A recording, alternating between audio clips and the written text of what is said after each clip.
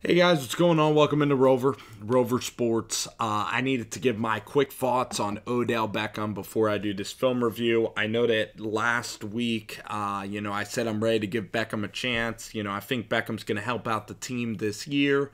As a Giants fan, quite plainly, I'm hoping that the team is successful. I'm hoping that Beckham continues to be a good star player. However, the Giants have missed a lot of the playoffs, and now you are paying a guy about $20 million, and you are now going to be unable to fix other positions of the team if they may arise. The offensive line, the right side of the line, you need to bring in a guard.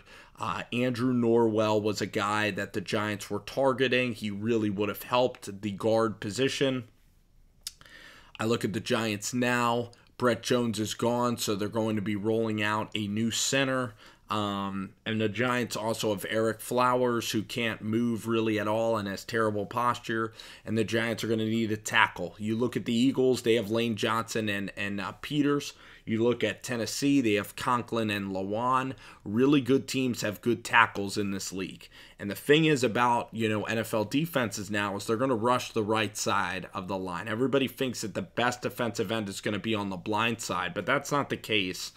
And teams are going to challenge the right side, and that's why Jason Peters is so valuable, or Lane Johnson, I should say, is incredibly valuable. So now you look at Odell Beckham, and yes, you're going to have a dynamic weapon, but look at the quarterbacks that you're relying on. The Giants are a run-based offense. I know Eli played well. You have Sterling Shepard. Beckham is definitely a talent. I just believe you can find wide receivers. I believe you can find wide receivers in the draft. I believe that there's wide receivers on the free agent market. You can find weapons.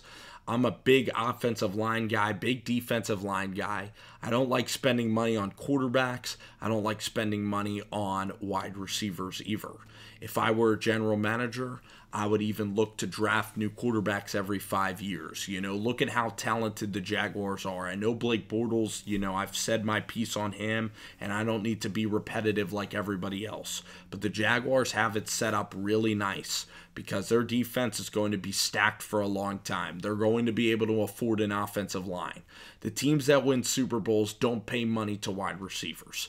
Russell Wilson and Seattle didn't have a lot of wide receiver money. The Eagles had Alshon Jeffrey on a $14 million deal, and that was only the first year of his contract. They have rookie quarterbacks that are cheap, and their defense is freaking awesome. The Seattle Seahawks had a great defense. The Eagles had a great defense.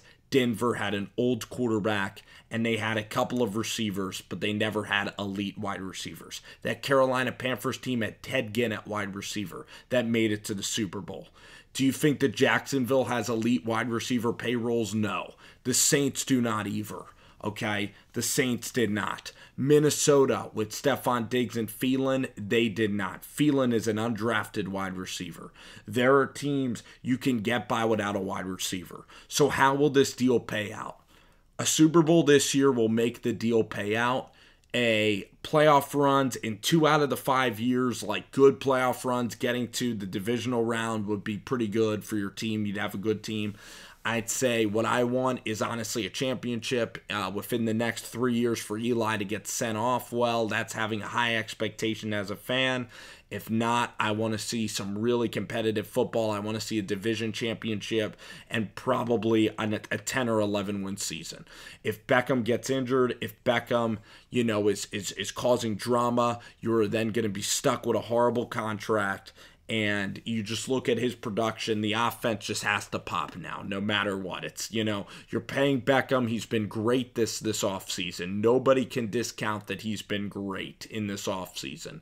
But again, we're going to have to continue to go into the season, and we're going to have to continue to win games.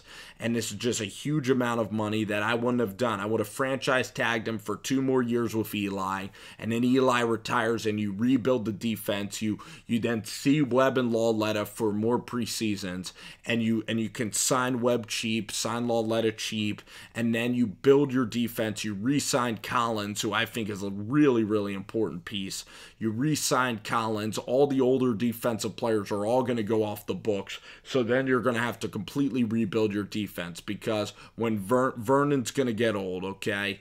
Ogletree is going to be, he seems like he's already old, okay?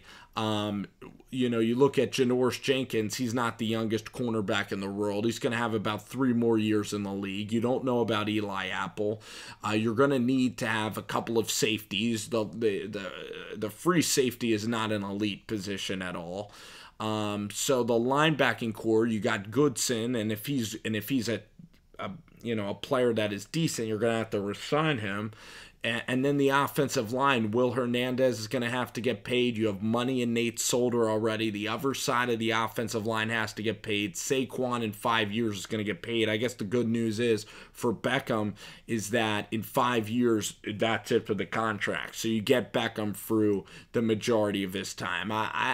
I don't think it was a great move. I think we're going to look back at this move, and I think that the Giants are going to be sitting there, and I don't think you're going to win championships. I think that it's going to pay off for maybe 1 or 2 years. I think we're going to have some more blow-ups in the offseason. I don't think it's going to be totally quiet.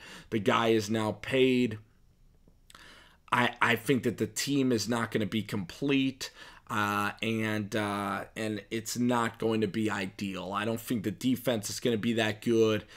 I worry a little bit about Gettleman, like how healthy is he going to be? Does he want to make a statement with this kind of a job? I mean, people can disagree. Odell's a talented player. It's just a lot of money. It's too much money for a position that's not worth that kind of money. I don't even know if I'd pay Antonio Brown or Hopkins that much money. I wouldn't.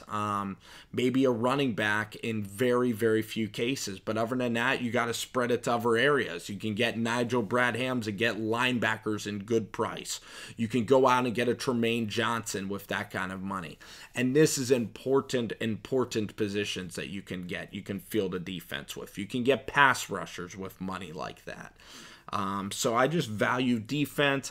I value a good quarterback, and I value a line that can actually block and protect for a good quarterback. Because if you have a good quarterback like Cousins, like Garoppolo, even like a Mahomes, you're going to then, or Carson Wentz, or Tua, you are then going to be competing every year, like a Russell Wilson. And then you can spread your money out. And the key is getting your defense really good, getting your defense great, and your offense solid enough, and getting a line and defense. That's how the Jags won. So that's my piece on Odell Beckham. I hope it works out, though. I'm rooting for him to have a huge year, and I hope that he's worth the money. I have no reason to dislike Beckham. I'm rooting for him to continue to behave and act great, and we'll see. But I'm going to be honest, I would not have done it if I were a GM.